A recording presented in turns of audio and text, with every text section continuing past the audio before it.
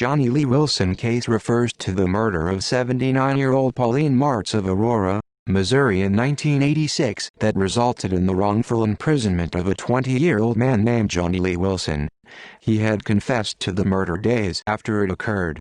As a result of a guilty plea, Wilson did not receive a trial by a jury, and was sentenced to life imprisonment without the possibility of parole in 1987. He was incarcerated from 1986 to 1995. In September 1995, Wilson was pardoned by the governor of Missouri, Mel Carnahan, citing that Wilson's confession was coerced, and that there was no evidence tying him to the crime. Events on April 13, 1986, 79-year-old Pauline Martz was found dead in her home in Aurora, Missouri. She was beaten, bound and gagged, and left for dead in her house, which had been set ablaze. The authorities also believed that she had been sexually assaulted. An autopsy would reveal that Martz died of carbon monoxide poisoning as a result of the fire. Several days later, the police brought in Johnny Lee Wilson, a mentally challenged 20-year-old, for interrogation. He was interrogated for over 4 hours, before confessing to the murder. Wilson was initially connected to the case through an eyewitness, who told police that Wilson revealed implicating information to him at the scene during the fire, though he would recant his statements.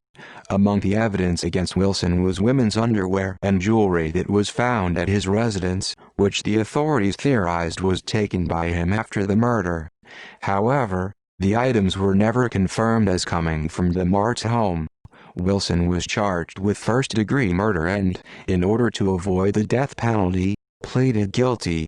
He received a life sentence without parole. In 1988, a man serving time for murder in Kansas, Chris Brownfield, confessed to the murder of Pauline Martz with an accomplice who is not Wilson.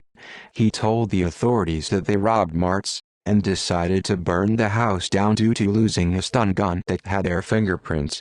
However, his confession was deemed unreliable by officials. Appeals and exoneration. With the confession from Brownfield, Wilson filed a motion to receive a trial by a jury in June 1989.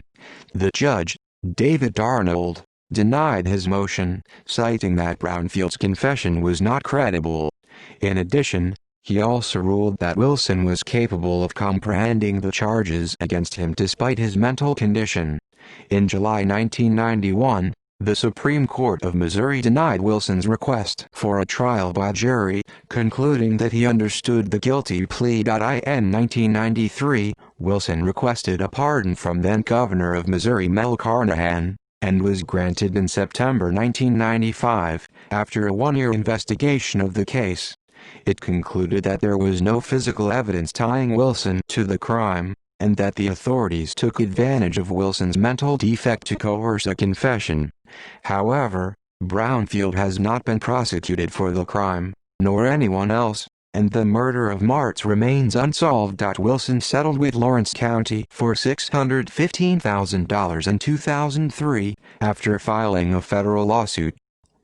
In the media, Wilson's case was featured on television programs, Unsolved Mysteries, The Reporters, and Inside Edition.